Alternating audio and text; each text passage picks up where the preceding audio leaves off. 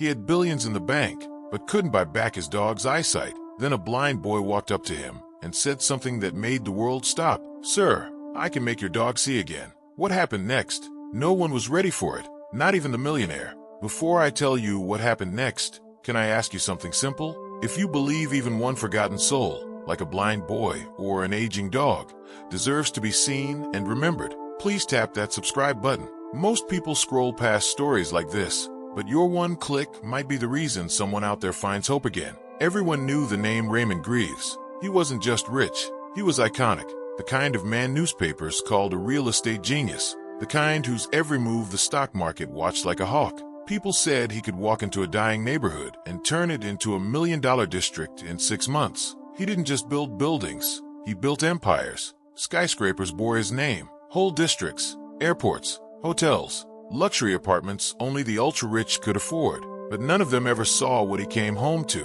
Raymond Greaves lived alone, no family, no partner, no kids, not even assistants who lingered past office hours. Just him, and one golden retriever, who had been with him through everything, Charlie. Charlie wasn't just a pet, he was Raymond's one true constant, the only soul who knew him before the suits, before the money, before the fame. And their story, it didn't begin in penthouses or private jets. It began in a storm. Raymond had been 24, broke, jobless, living in a one-bedroom apartment where the heater barely worked and the sink never stopped dripping. It was raining hard that night, one of those nights where the city feels almost cruel. Cold wind, flashing lights, cars hissing by like they had somewhere better to be. Raymond had just been rejected from yet another investor pitch. His shoes were soaked, his coat clung to him like a second skin. His dreams of success felt more like a joke than a future. And then he heard something, a sound that didn't belong in alleyways. Not a siren, not a shout, something softer, a whimper. He turned, and there, tucked under a broken piece of cardboard near an overflowing dumpster, was a dog, thin, muddy, soaked to the bone. Its ribs showed, its fur was matted with grime. One eye was shut from infection. It didn't bark or growl, it just looked up at him, like it was asking, "Are you kind?" Raymond paused, unsure of what to do. He didn't have money for himself, let alone a dog, but something about the way the animal trembled, something inside him cracked open. He couldn't walk away.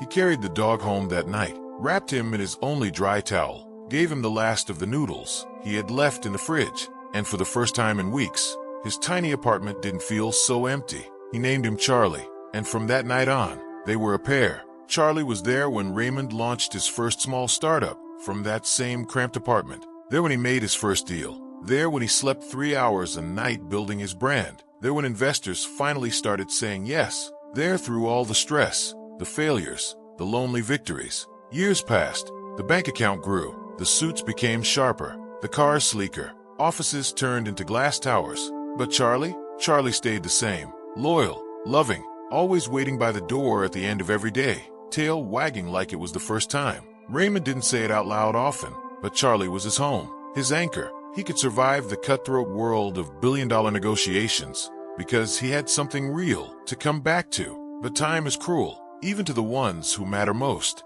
And when Charlie turned 12, the changes began. It was small things at first. Charlie didn't run to the door anymore. He walked, carefully, like the floor was unfamiliar. He began to bump into things. He'd get stuck in corners, confused. At night, he hesitated on the stairs, like the shadows frightened him. Raymond told himself it was nothing, just age, just fatigue. But somewhere deep inside, a whisper had started. And then came the morning that whisper screamed. Raymond had called Charlie for breakfast. He placed the bowl down, like always, filled with the same food Charlie had loved for years. But Charlie just stood there, 5 feet away, sniffing the air, tail still, head low, eyes staring at nothing. Raymond called again, louder. Charlie flinched, like the sound startled him. And when Raymond took a step forward, the dog jumped, literally startled by his presence. That day, they went to the vet. The clinic was quiet. The vet was a soft-spoken woman who had seen Charlie since he was a pup. She did the tests,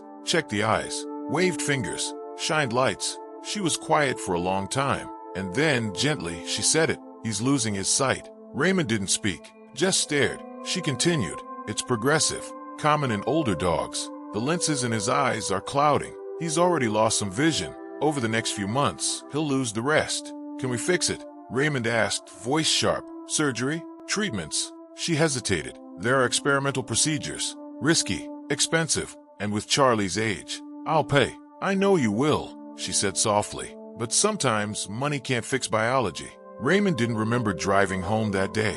He just remembered the silence in the car, Charlie lying in the back seat, head down, unaware of the storm brewing inside the man who had built entire cities from scratch, yet couldn't stop this. The next few weeks were unbearable. He flew Charlie to specialists in Europe. He brought in cutting-edge vets from Japan, therapists, acupuncturists, canine behaviorists. But every expert said the same thing. You can't reverse what's gone. Blindness had come, and it was staying. Raymond began rearranging his mansion, removing furniture Charlie could bump into, lining sharp corners with foam. He installed soft lights to help him track movement, though soon, those would mean nothing. He spoke less in meetings, showed up late, lost his temper more often. His staff noticed, but no one dared ask why. Only one person knew the truth, Raymond, and every night, he lay next to Charlie on the living room floor, not on the designer couches or Italian leather chairs. On the floor, he'd stroke the dog's fur, whispering the same words over and over.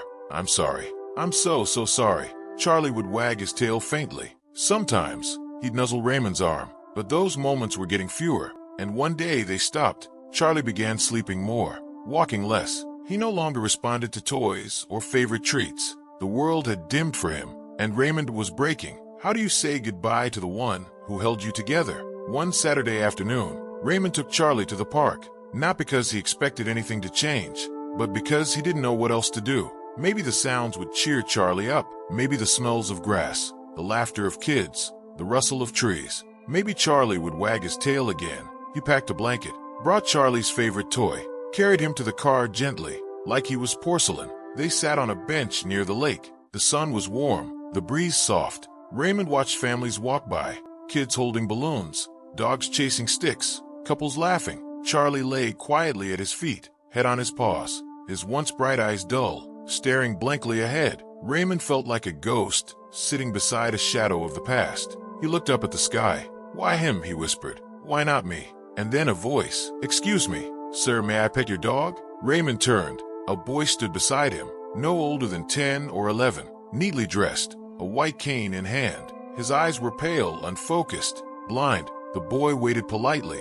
Raymond blinked. Sure, he said, voice low. The boy knelt slowly beside Charlie. His hands were gentle, like he had done this before. He didn't grab or pat. He felt, moved slowly. His fingers moved along Charlie's ears, his neck, his shoulders. He's very calm, the boy said, but he's sad. Raymond felt something catch in his throat. He's blind, he murmured. The boy nodded. I know. You can tell. I can feel it. There was silence. Then the boy said something that made Raymond freeze. Sir, I can make your dog see again. Raymond blinked, almost sure he had misheard. You what? He asked, eyes narrowing. The boy smiled gently, still kneeling beside Charlie. I said, I can make your dog see again. There wasn't a hint of sarcasm or make-believe in his voice. He said it the way someone would say, I can tie your shoe, or I know the answer. Calm, certain, like it was a fact. Raymond's first instinct was to brush it off, a child's imagination, but something held him back.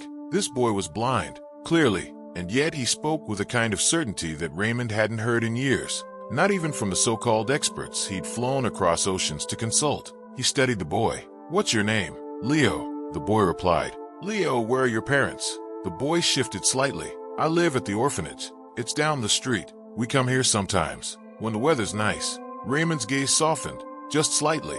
And what makes you think you can help Charlie? Leo tilted his head as if that was the wrong question. I don't think, he said. I feel. That answer shouldn't have made sense, but it did. Leo turned back to Charlie. He's not just blind. He's scared, disconnected. He doesn't know where he belongs anymore. Raymond swallowed hard, because those words didn't just describe Charlie. They described him, too. Leo stood up slowly, brushing grass from his jeans. Can you come back tomorrow? Same time. Why? Raymond asked, skeptical. I need something, Leo replied. Something that smells like you. Strongly. What? A shirt, socks, anything. It needs to carry your scent. Something he associates with safety. Raymond stared at him, baffled. Why would that matter? Leo smiled again. Because I'm not trying to fix his eyes. I'm trying to remind him what it means to feel safe. Raymond didn't answer. Leo continued. Most people think seeing is about eyes, but it's not. It's about connection, orientation, trust. And with that, Leo turned and walked away, cane tapping rhythmically against the pavement. Raymond stood there for a long while, unsure what to think. But the next day, curiosity won. He brought Charlie back to the park, and in his bag was an old gym shirt, drenched in the kind of sweat and scent that only comes from years of use. It wasn't cleaned, wasn't neat, but it was familiar, raw, real. Leo was already there, sitting on the grass, waiting patiently like he had all the time in the world. Raymond handed him the shirt. Leo placed it on the grass beside him and motioned for Raymond to guide Charlie to it. The dog sniffed the air, slowly, cautiously, then moved toward the fabric. Leo didn't speak at first. He just waited, hands resting gently on his lap. Charlie sniffed, then lowered his body and lay down on the shirt. And there they sat, man, boy, dog. Raymond wanted to ask questions about science, technique, what exactly was going on, but Leo beat him to it. This isn't magic, it's memory. Raymond frowned. I don't understand. Leo gestured toward Charlie. He's blind, but that doesn't mean he's disconnected. Dogs don't need eyes to know love. They use scent, touch, vibration, heartbeats. He turned toward Raymond. You've been sad, lost, haven't you? Raymond froze. How did you? I can feel it, same way Charlie does. You're both trying to hold on, but you're both scared of letting go. The words hit Raymond like a punch to the chest. Leo reached forward, one hand resting on Charlie's head, the other over his own heart. This shirt, he said softly, is safety. It's everything Charlie loves about you, stored in scent. I'm helping him remember what that feels like. Charlie shifted slightly. His ears twitched. A low, soft sound escaped his throat. Not a bark, a hum, like recognition. Leo continued, voice steady. I want you to talk to him. What? Out loud, right now. Just talk, the way you used to. When he was a pup, Raymond felt awkward, but something about Leo's voice made it impossible to say no. So he spoke. Hey buddy, he said, kneeling down. It's me. Remember? I'm still here. Charlie's head turned slightly. You remember the noodles? Raymond said, chuckling softly. The rainy night, when we had nothing but each other. Charlie shifted again. Raymond's voice cracked. I'm sorry, Charlie. I tried everything. I just didn't want to lose you. Charlie nudged closer to the shirt, then closer to Raymond's hand. Then something miraculous. He looked up, not blindly, not aimlessly. He looked at Raymond, right at him. There was still cloudiness in his eyes, but they weren't empty anymore. They were aware. Leo smiled. He sees you. Charlie's eyes met Raymond's. They weren't crystal clear. No, there was still a haze, the cloudy film of age and decay. But something about them had changed. They weren't dull. They weren't lost. They were present, focused, connected. Raymond froze. His hand hung midair as if afraid to move. Afraid this moment might shatter like fragile glass if he breathed too hard. Did you see that? He whispered, his voice barely above the rustle of the leaves around them. Leo smiled gently. He's remembering. That's the first step. Raymond couldn't speak. His throat tightened. His chest felt heavy. Charlie hadn't looked at him like that in months. For so long, it had felt like trying to reach someone behind a fogged-up window. No matter how much he knocked, the soul inside couldn't see him anymore. But now that soul had stirred. Charlie was looking at him, not through him, at him. Keep talking to him, Leo said calmly, still sitting cross-legged in the grass, as if he were orchestrating something far greater than either of them understood. Tell him a memory, he continued, something only you two share. Raymond hesitated. What do you say to a dog who's been with you longer than any human ever dared stay? He glanced down at Charlie, whose nose was now resting on Raymond's shoe. The gesture was subtle, but full of trust. Raymond swallowed hard. You remember the old couch, he said softly. The brown one, the one with that ripped cushion you used to chew? Charlie's ears perked slightly. You tore it open, and stuffing was everywhere. I was so mad. I actually yelled. I never yelled at you again after that day. You hid under the bed for hours, remember? A faint thump of a tail tapped the grass. Once, then again. Raymond almost laughed, but his eyes were wet. You wouldn't come out until I brought you peanut butter. That worked every time. Charlie nudged his leg, and then he stood. Not shakily, not confused. He stood with purpose. Leo didn't say a word. He just watched with a calmness that felt almost angelic. Charlie turned slowly and began walking, not aimlessly, but toward Raymond. His nose twitched, his head tilted, his gaze, clouded as it was, remained fixed. Raymond held his breath, and then Charlie did something he hadn't done in over a year. He jumped, not high, not wild, just enough to land halfway into Raymond's lap, his front paws draped over his thighs, tail thumping like a heartbeat that had finally returned. Raymond let out a sound that was half laugh, half sob. It wasn't just movement. It was intention. It was recognition. It was love, bursting through the veil of blindness like a beam of sunlight piercing a storm. "He sees me," Raymond whispered, wrapping his arms around Charlie. "He sees me." Leo's voice was quiet, almost philosophical, not with his eyes, with his memory, his soul. Raymond turned to him, overwhelmed. How did you know?" Leo smiled, and it wasn't the smile of a child. It was the smile of someone who carried lifetimes of pain and hope inside a small frame. "Because I see the same way," Leo replied. Raymond's smile faltered. "You mean?" Leo nodded. "I've been blind since I was a baby, but I've always felt things others couldn't. Sounds, smells, the way people shift when they're about to cry, the weight of sadness and silence." He reached out toward Charlie, who walked to him, nuzzling gently into his palm. "People think blindness is darkness," Leo continued, "but sometimes it's clarity, because when you lose sight, you start sensing truth." Raymond watched, stunned. He had never met anyone, child or adult, who spoke with such knowing, such certainty, such raw wisdom. Leo turned his face toward the sun,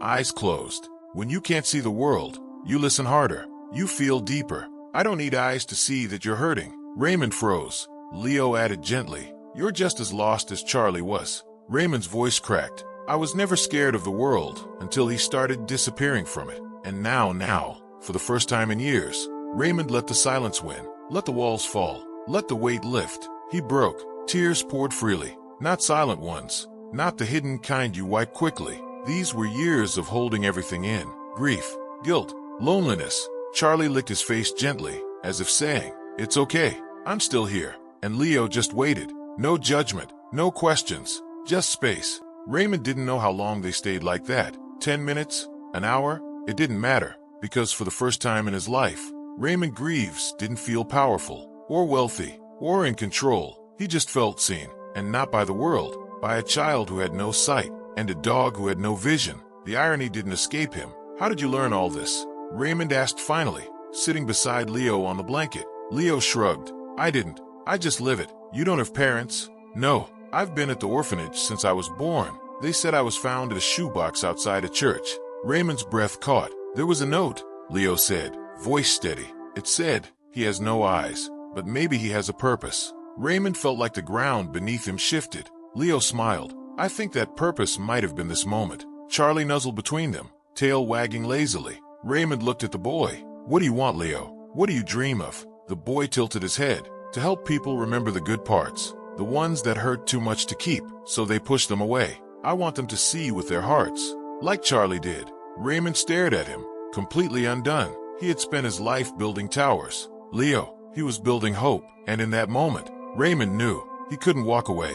Not from Charlie, not from Leo, not from the version of himself that had finally woken up. They say every story has an ending, but some endings aren't about closure. They're about opening something new, something that wasn't possible before. And for Raymond Greaves, the man who had built cities and moved markets, that day in the park wasn't the end of anything. It was the beginning of everything. Raymond didn't leave the park for hours. Neither did Leo, and neither did Charlie. The three of them sat together, man, boy, dog. No phones, no distractions, no transactions, just presence, just breath, just peace. Charlie curled up on the blanket beside Leo, resting his head in the boy's lap. His tail thumped now and then, and he gave the occasional low sigh. Like his soul, too, had unclenched. For so long, Charlie had drifted through his days like a ship without a compass. But now he had two, one in scent and one in sound, and maybe even in heart. Raymond had never cried like that before. Not at his parents' funeral, not after losing $1 billion deal, not when he spent Christmas alone in a glass tower overlooking a city he practically owned. But today, he had cried not out of loss, but out of release, out of awakening, out of recognition. The next morning, he did something no one expected. He canceled every meeting, postponed a press conference, turned down a summit with foreign investors. His assistant nearly dropped her phone when he said, "I need a few days. Personal reasons." That phrase had never left his mouth before. And what did he do with those days? He went back to the park, every morning, at the same bench. And every morning, Leo was already there, waiting. Sometimes they didn't talk, sometimes they did, but words were never the point. One morning, Raymond brought a small cooler with sandwiches and orange juice.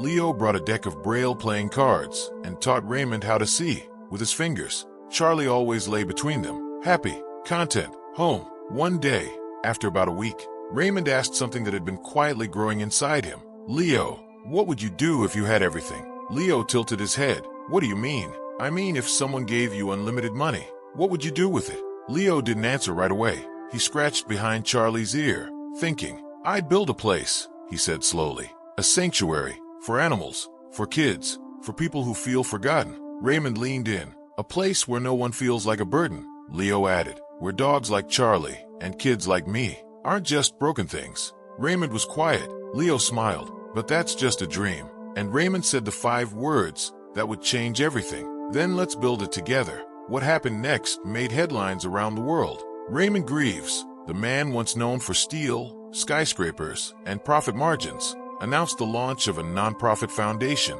Its name, Charlie's Light. Its mission, to create therapy centers where children with visual impairments could work with rescued dogs, particularly older ones or those with disabilities. But it was more than that. It was a revolution in how people viewed both blindness and aging in animals. And guess who was the co-founder? A 10-year-old orphan named Leo. At first, the media thought it was a gimmick, a billionaire's PR stunt. But then they saw the footage. Raymond, holding Leo's hand at the groundbreaking ceremony. Charlie, older now but still wagging his tail like a puppy, walking proudly beside them. And the speech? Leo delivered it, not from a script, not rehearsed. From his heart, he stood at the podium, tapping it once with his cane to find the center, and said, everyone thinks miracles are about sight, but sometimes the miracle is just being seen. I want to thank Charlie for helping me find my voice, and I want to thank Mr. Raymond for choosing to hear it. There wasn't a dry eye in the crowd, but the impact didn't stop there. In the first year alone, Charlie's Light rescued over 200 senior dogs and paired them with children who were either blind or visually impaired. Each child was trained not just to live with their own disability, but to help their canine companion do the same. They learned trust, patience, empathy. Raymond funded mobile clinics, training programs, even university scholarships for kids in the system who showed promise in animal therapy and medical care. And every Friday, without fail, Raymond and Leo would visit one of the centers together. But something else changed, too. Raymond himself. The suits became softer, the scowl disappeared. His home, once cold, immaculate, silent, now echoed with voices, laughter, and the soft clicking of paws on tile. He adopted. No, not just more dogs, though he did take in 3 seniors from shelters that said no one wanted them. He adopted Leo. It wasn't easy. The system fought. Legal red tape tangled things for months. But Raymond didn't back down. And when the judge finally gave his approval, he asked Leo a question in front of everyone. Are you okay with me being your dad? Leo smiled and whispered, I already feel like you are. And what about Charlie? He lived another 3 years. Years filled with purpose, with joy, with walks through gardens where children read aloud to him, and teenagers led him gently through mazes of flowers. And Leo sat beside him every evening, whispering poems he'd memorized in Braille. When Charlie passed, it wasn't tragic. It was peaceful. He went to sleep one night curled between Leo and Raymond, wrapped in a blanket embroidered with the words, you showed us the way. And he didn't wake up, but his legacy, it never stopped growing. Today, Charlie's Light operates in 16 countries. Raymond still refuses interviews, unless Leo's included. Leo speaks at universities, conferences, and global charity summits. He's been nominated for awards, been featured in documentaries, but he still visits every center at least once a month, sitting with each child, each dog, teaching them not how to see, but how to believe. One of the newest programs? It's called the Remembering Room. It's a place where children record their voices telling stories. Stories about their dogs, their lives, their fears. Those recordings are played to the animals during rest time. It's based on Leo's first approach. Memory, sound, scent, love. The senses that never fade. The ones that guide us home. And Raymond, sometimes, he still walks into the park where it all began. Same bench, same path. The trees taller now, the city louder, but in his ears, he still hears Leo's voice. Sir, I can make your dog see again. And every time he smiles, because Charlie didn't just get his vision back, he gave Raymond his. Before you go, if this story touched your heart even a little, hit that subscribe button, because we share real stories that remind us what love truly looks like.